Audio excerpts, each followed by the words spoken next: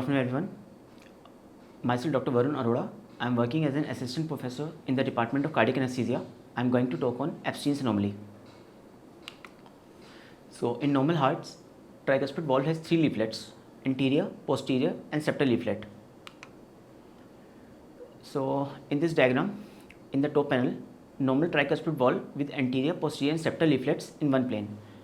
Middle, tricuspid valve in right-sided Epstein's anomaly showing displacement of posterior and septal leaflet, and maximum displacement is at the crux of posterior and septal leaflet.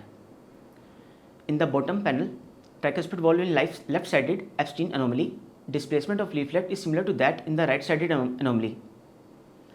So you can see the maximum displacement is at the crux of the heart of posterior and septal leaflet. Epstein's anomaly is a malformation of tricuspid valve and right ventricle characterized by the adherence of septal and posterior leaflet to the underlying myocardium. It occurs due to the failure of delamination. Delamination, that is splitting of tissue by the detachment of inner layer during embryonic development. So that's the embryological basis. And there is a downward displacement of function annulus. Septal more than posterior, more than anterior leaflet. And there is a dilation of arterialized portion of the right ventricle, and redundancy, fenestration, and tethering of the anterior leaflet, and also dilation of the right atrioventricular junction, that is true tricuspid annulus. The point of maximum displacement is at the commissure between posterior and septal leaflet of the tricuspid valve. So in this diagram, this is a diagram showing severe Epstein malformation of tricuspid valve, four-chamber view. It is showing marked downward displacement of the shelf-like posterior leaflet with attachment to the underlying free wall by numerous muscular stumps shown by arrows, and there is a markedly dilated arterialized portion of right ventricle, that is arterialized right ventricle, and there is a small functional portion of right ventricle, leftward bowing of the ventricular septum, and marked dilation of the right atrium. Here LA indicates left atrium and LV indicates the left ventricle. So you can see the functional right ventricle is very small. So because of that, there is a decreased preload to the left heart, and also there is a marked dilation of the arterialized right ventricle and right atrium, and there also occurs bowing of the interventricular septum towards the left side, which interferes with the filling of the left ventricle. In normal human heart, downward displacement of the septal and posterior leaflet in relation to the anterior mitral valve leaflet is less than 8 mm per meter square body surface area. So this is important. More than 8 mm per meter square is a sensitive prognostic sign for Epstein's. Spectrum may vary from minimum displacement of septal and posterior leaflet to the imperforate membrane or muscular shelf between the inlet and trabecular zone of right ventricle. In Epstein's anomaly, the right ventricle is divided into two parts. The part which is directly involved with the malformation, that is inlet portion, which is functionally integrated with the left atrium, and the part which is not involved by the anomaly, which consists of other two components of right ventricle, namely trabecular and outlet portion, that constitutes the functional right ventricle. There is marked dilation of the true tricuspid valve annulus.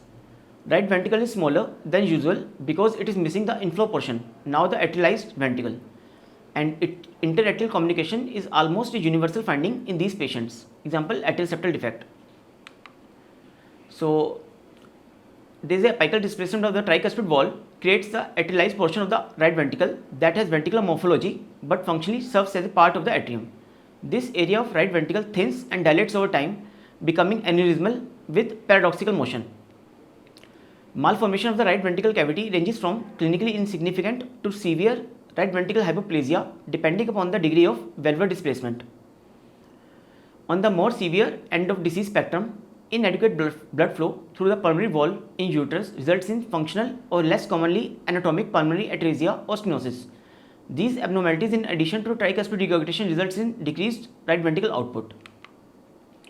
The majority of patients have an atrial level shunt, either atrial septal defect or patent foramen ovale.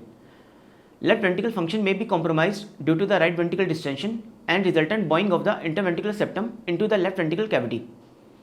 Supraventricular arrhythmia, including paroxysmal supraventricular tachycardia and atrial fibrillation or flutter, are common. 10 to 20% of patients have electrocardiographic evidence of ventricular pre-excitation, Wolff-Parkinson-White syndrome. So this is a transesophageal echocardiography mid-esophageal 4-chamber view. In the A figure, we can see there is a large sail-like anterior leaflet, which is shown by a white arrow, is seen. Both anterior and septal leaflet are tethered to the ventricular wall, and the true annulus is marked with the asterisk, red asterisk, you can see. And you can see there is a marked displacement of the septal leaflet from the true annulus, that is by the red asterisk. And in the B panel, there is a transesophageal echocardiography mid-esophageal right ventricle inflow-outflow view. The area between the asterisk and the top of leaflet, that is posterior leaflet marked by the red arrow, is the atrialized portion of RV. So you can see the right ventricle is very much reduced. The function right ventricle is very small, and atrialized right ventricle is dilated. You can see the reduced size of the RV, functional right ventricle. So in this figure, we can see marked cardiomegaly caused by the right-sided chamber dilation in a 67-year-old male with severe Epstein's anomaly, with normal heart at the right for comparison. So in this figure again, we have already seen. So natural history and pathophysiology: patient with severe tricuspid valve malformation, hyperplastic right ventricle or right ventricle outflow tract obstruction. They are symptomatic shortly after birth, and cyanosis is common. Presentation later in infancy is more common in children with moderate tricuspid valve malformation and no associated right ventricle outflow tract obstruction. Sorry. Delayed presentation later in childhood and even adulthood represents the mildest subset of disease, and it is typical in those with mild tricuspid valve malformation and no additional cardiac anomalies.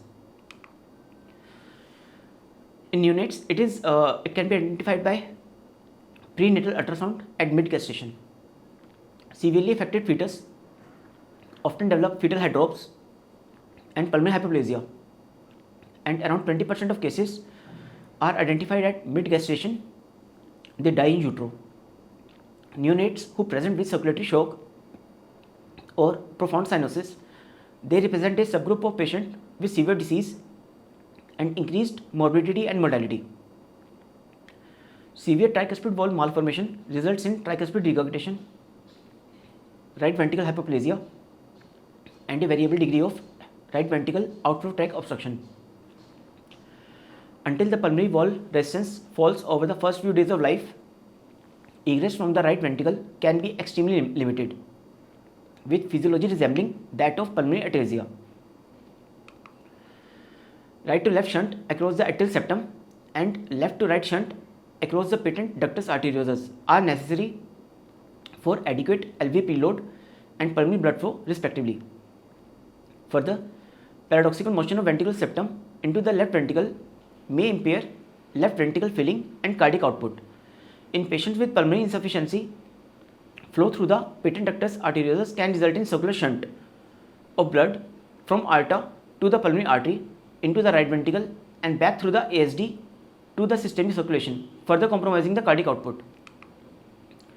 Patients with pulmonary insufficiency and circular shunt physiology, they are at increased risk of perinatal mortality.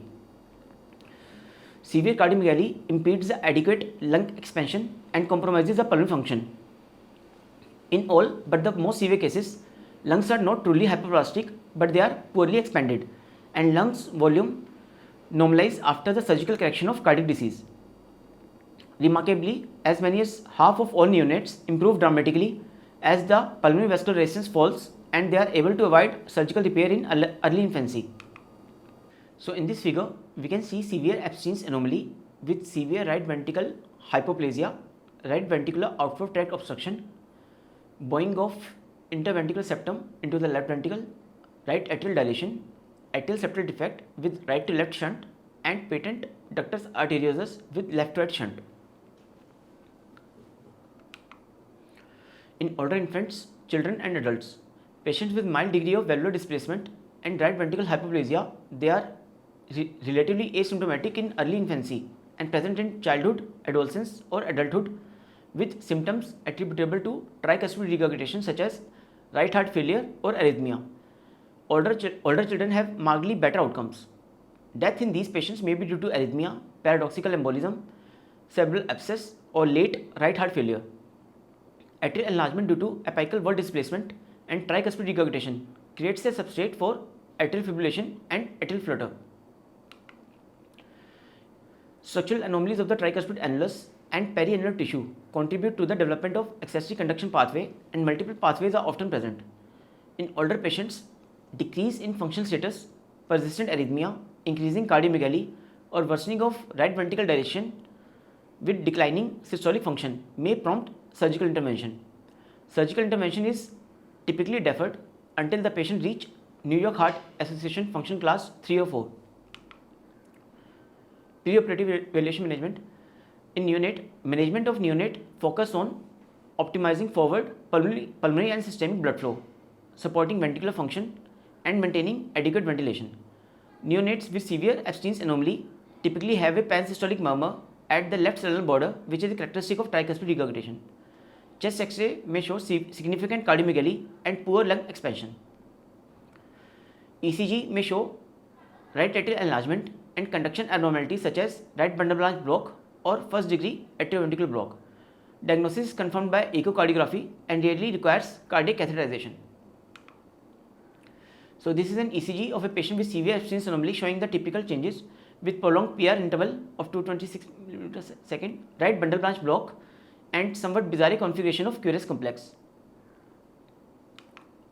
And this is a chest X-ray of a patient who had Epstein's anomaly with severe tricuspid regurgitation and a small atrial septal defect before tricuspid valve surgery.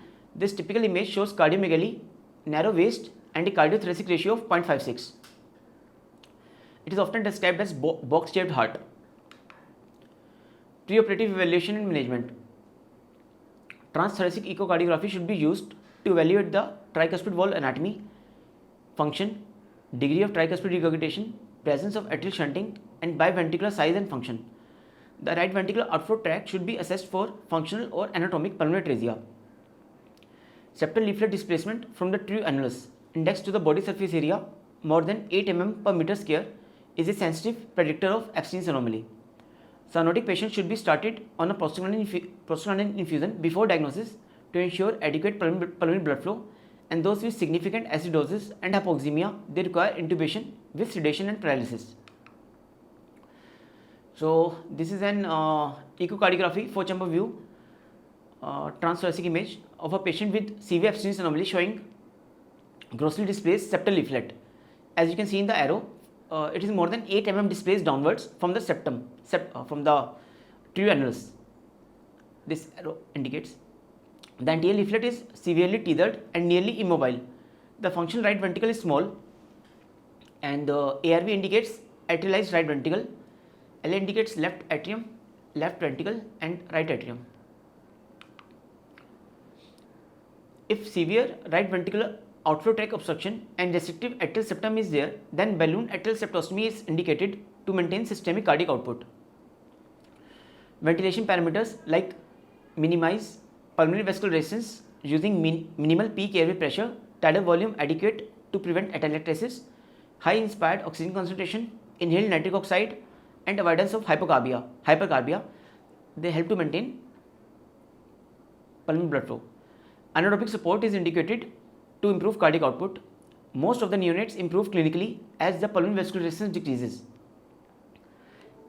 In patients with encourage early closure of PDA, patent ductus arteriosus, in the absence of inotropic right ventricle outflow tract obstruction. This decreases the pulmonary artery pressure, therefore facilitates the flow through pulmonary wall and eliminates the circular shunt in patients with pulmonary insufficiency. Patients who do not have significant right ventricle failure or hypoxemia after ductal closure, they can eventually be discharged with close follow-up to determine the need for future surgical intervention. Those with persistent symptomatic right ventricle failure secondary to severe tricuspid regurgitation or right ventricular dysfunction require early tricuspid valve repair or right ventricle exclusion. In the uncommon patient with isolated hypoxia without significant tricuspid regurgitation, systemic to pulmonary artery shunt, example Blalock Taussig shunt, may be done as an initial palliative procedure until the definitive surgical correction is done. So this algorithm, this is a management algorithm for neonatal abstinence anomaly. So first of all, stabilization with prostaglandin inotropes and ventilation management. Then reassess tricuspid regurgitation, right ventricle function, right ventricle outflow tract obstruction. If there is an improvement, then no intervention is indicated. If there is a persistent symptomatic right or left heart failure plus minus hypoxemia, then look for severe right ventricular hyperplasia. If it is present, then go for right ventricular exclusion plus BT shunt. If there is no severe right ventricular hyperplasia, then attempt for tricuspid valve repair plus minus BT shunt. And in those patients with hypoxemia without right or left heart failure, restart prostaglandin and go for BT shunt or ductal stent.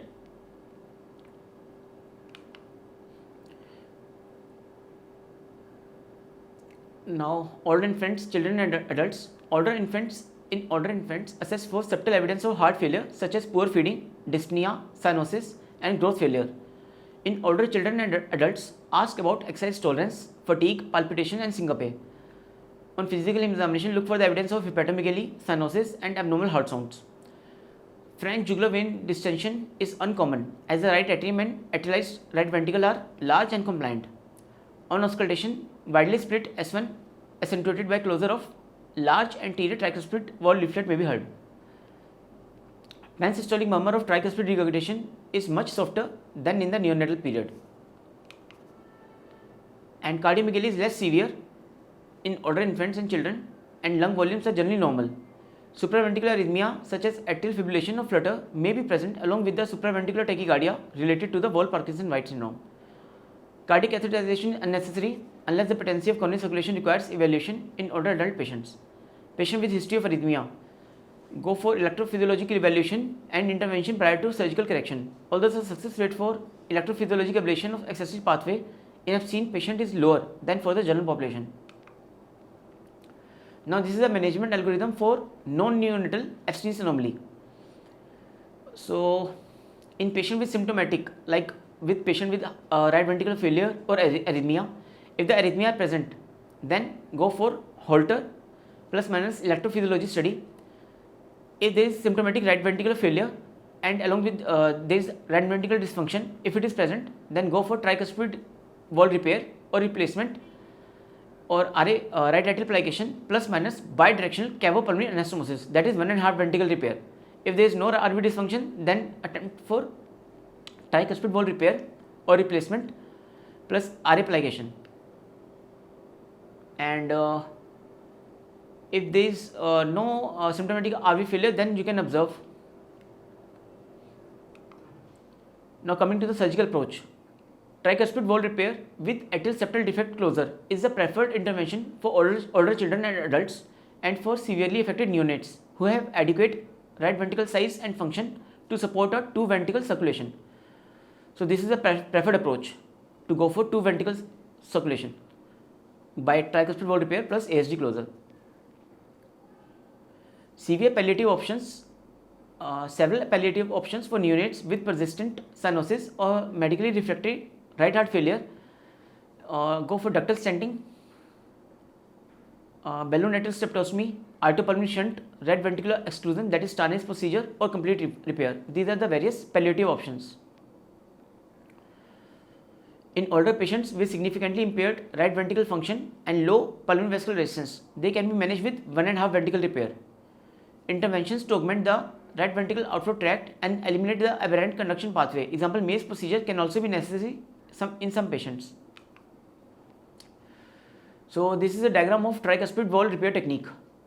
So in the panel A, you can see the septal leaflet is very diminutive and posterior leaflet is attached to the myocardium. So in this figure, the two papillary muscles, they are brought towards the septum, and in the final figure G, you can see that tricuspid repair has been done, and with the anterior leaflet acts as the monocusp wall. Now this is a diagram technique for tricuspid valve replacement in abstinence anomaly. So the important point in tricuspid valve replacement is As you can see in the down figure, there is a look for the AV node, because AV node is nearer to the tricuspid wall, so there can be risk of injury to the atrioventricular node. So that's why suture is taken on the atrial side. So try to avoid injury to the atrioventricular node and try to avoid injury to the right coronary artery.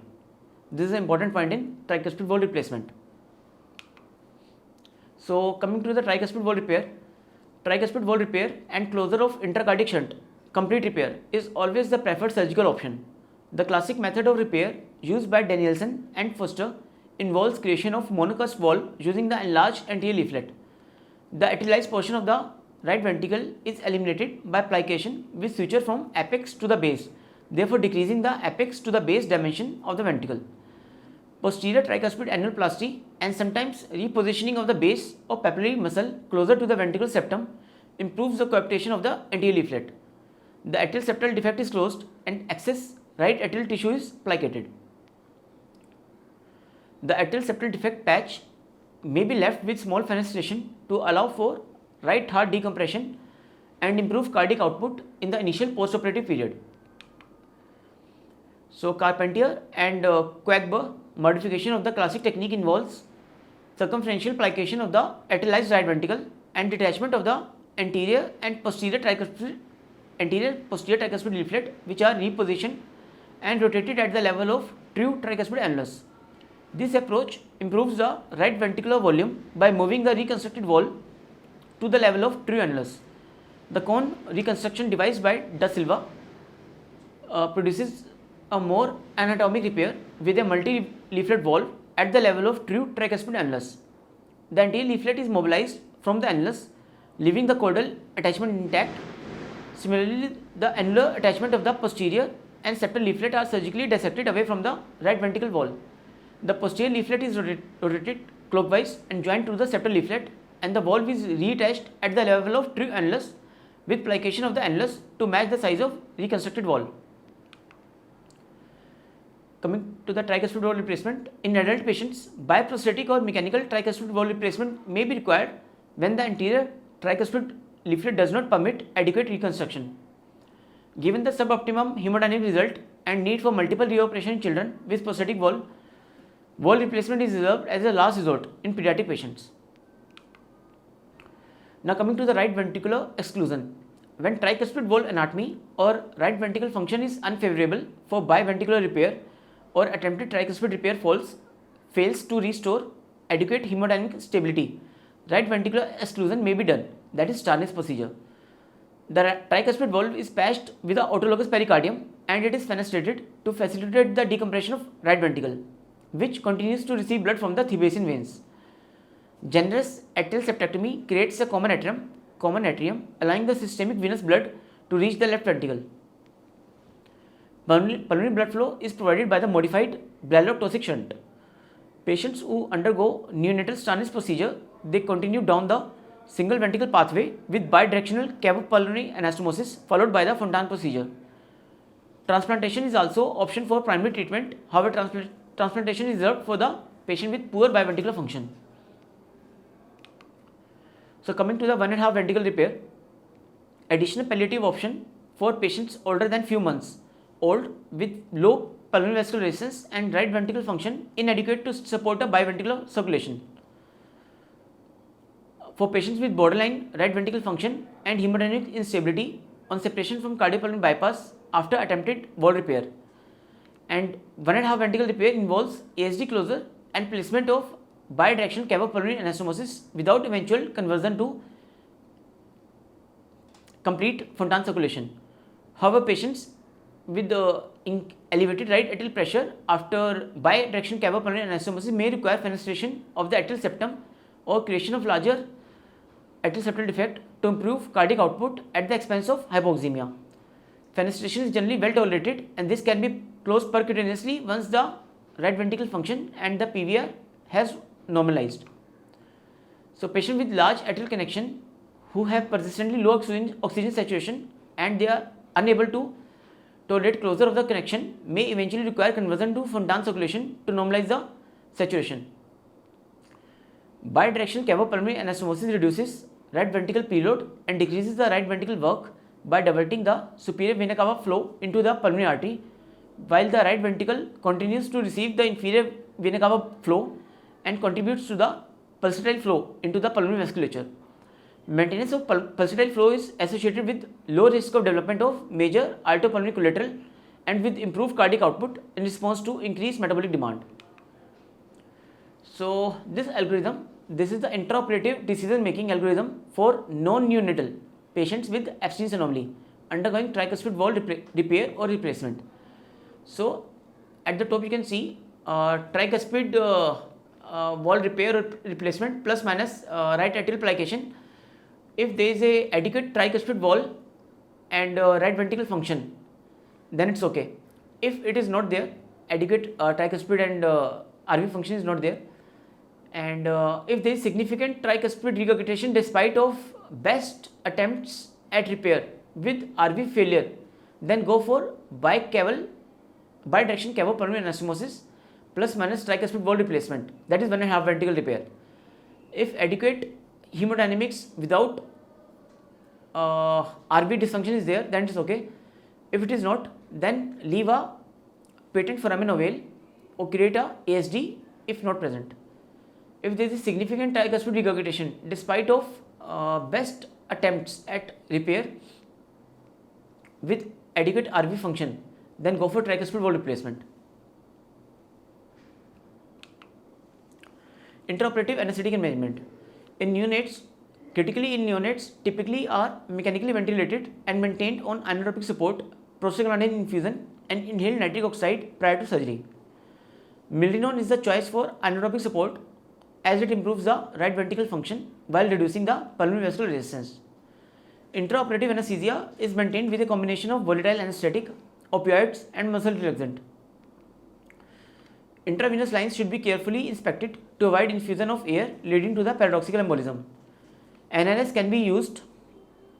It provides information regarding the regional and global cerebral perfusion, facilitates the intervention to improve cannula position or perfusion management, and associated with improved postoperative neurological outcome in patients undergoing neonatal cardiac procedure. Antifibrillatory drugs such as tranexamic acid or aminocaproic acid may decrease blood loss and transfusion requirement. This is a class 1 recommendation.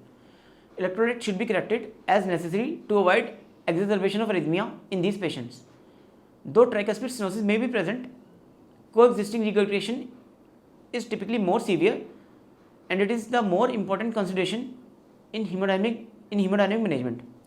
Therefore, ventilation and oxygenation should be adjusted to avoid increased pulmonary vascular resistance, as this exacerbates tricuspid regurgitation and impairs the cardiac output. Positive end expiratory pressure should be set at the minimum necessary to prevent the atelectasis, given the deleterious effect of excessive PEEP on right ventricle afterload and tricuspid regurgitation. After tricuspid valve repair, neonates will initially require inotropic support and aggressive RV afterload reduction to successfully separate from the cardiopulmonary bypass. Transesophageal echocardiography allows the assessment of degree and mechanism of residual TR, and it is helpful in evaluating the biventricular function and intercardiac TR. ECG must be carefully monitored for the evidence of impaired right coronary artery perfusion, atrioventricular arrhythmia, AV block, as tricuspid valve repair may damage the right coronary artery or disrupt the atrioventricular conduction pathway that lies near the tricuspid annulus. If adequate tricuspid valve repair is not possible, then right ventricle exclusion can be done. Older infants, children and adults, patients presenting for tricuspid valve repair after the neonatal period typically have a lesser degree of tricuspid regurgitation and right ventricular hyperplasia, and they are electively scheduled for surgery. Oral pre-medication may be useful. In electrocardiograph, 20% of patients experience supraventricular tachyarrhythmia during the induction of anesthesia, and ventricular tachyarrhythmia have also been observed. Inhalation induction can safely be done in most of the children with careful consideration of ventilation and right ventricle function. There are several case reports of delayed intravenous induction attributed to anesthetic agents pooling in the large right atrium. Therefore, careful dosing and patience are required to avoid excessive dosing of anesthetics. The large right atrium can also serve as reservoir for delayed release of medication, resulting in prolonged duration of action. Pulmonary artery catheter placement is challenging in patients with Epstein's anomaly with significant tricuspid regurgitation, and this can disrupt reconstructed tricuspid wall with re-advancement of the catheter after the repair. Further, thermal dilution cardiac output are not reliable in the setting of tricuspid regurgitation, and precise measurement of the pulmonary artery pressure is generally unnecessary as it is unlikely to be elevated in these patients. Transesophageal echocardiography is valuable in confirming the anatomy of tricuspid wall, mechanism of tricuspid regurgitation, and assessing the biventricular function. Pulmonary vascular resistance should be minimized, and nitric oxide may be indicated in patients with residual tricuspid regurgitation and depressed right ventricle function. Patients with inadequate right ventricle function to support full cardiac output, they are candidates for 1.5 ventricle repair. These patients should be managed similarly to the other patients undergoing a bidirectional cavopulmonary anastomosis procedure. In the postoperative care, initial postoperative care focus on right ventricle afterload reduction. The large and fibrotic right ventricle often is ill-equipped to deal with hemodynamic changes. Maximizing the right ventricular output is essential. Appropriate sedation and analgesia helps to decrease the effects of sympathetic tone on pulmonary vascular resistance. Inotropic and vasodilator infusion should be weaned slowly to avoid right ventricle failure. Severely affected neonates will likely require several days of ventilatory and inotropic support. Older children and adults with adequate right ventricular function may be candidates for extubation in the early postoperative period. Patients should be carefully monitored for arrhythmia, and temporary or permanent pacing may be necessary if the atrioventricular conduction tissue has been injured during the repair. Patients with junctional rhythm or intermittent atrioventricular block in the immediate postoperative period, they regain sinus rhythm with normal atrioventricular conduction after the first few postoperative days. Perioperative ventricular arrhythmia appears to increase the risk of late sudden cardiac death, and some authors recommend the prophylactic antiarrhythmic administration. One suggested regimen includes intravenous lidocaine in the immediate postoperative period and oral procainamide for the first several months postoperatively. The potentially proarrhythmic effects of these agents should be carefully considered prior to prophylactic use. Apart from this, some additional points. The recommended transesophageal echocardiographic views are mid-esophageal 4-chamber view. In this, we can look for the posterior and the septal leaflet, and mid-esophageal right ventricular inflow-outflow view, which is obtained at 50 to 70 degree. In this, we look at the posterior and anterior leaflet of the tricuspid wall. Anterior leaflet is adjacent to the aortic wall. Other view are mid-esophageal modified bicaval tricuspid view. Anterior leaflet is on the right side, posterior leaflet on the left side, and the transgastric right ventricular inflow-outflow view. And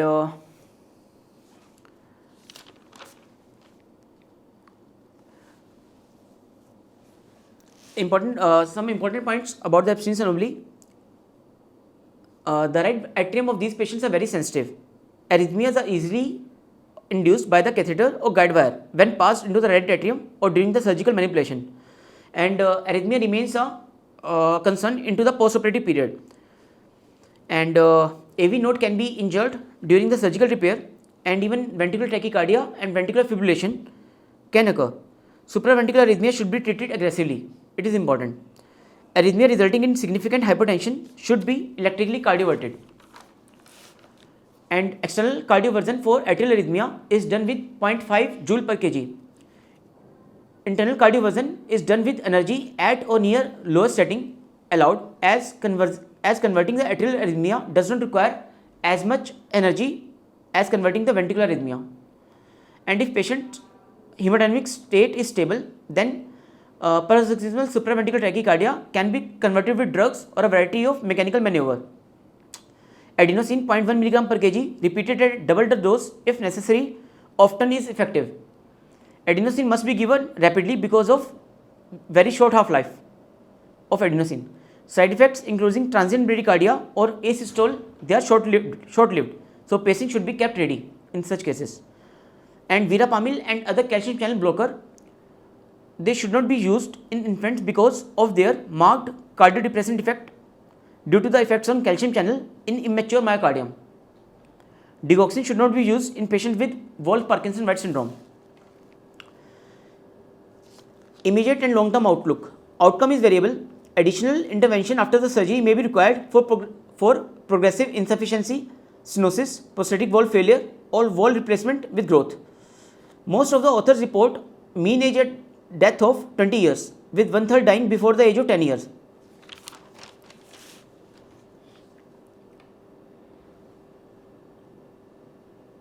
And intraoperative electrophysiologic mapping with surgical obliteration of bypass tract in patient with life-threatening or persistent PSVT can be combined at the same time as other cardiac surgical procedure, although it is done most often in cath lab. That's all. Thank you.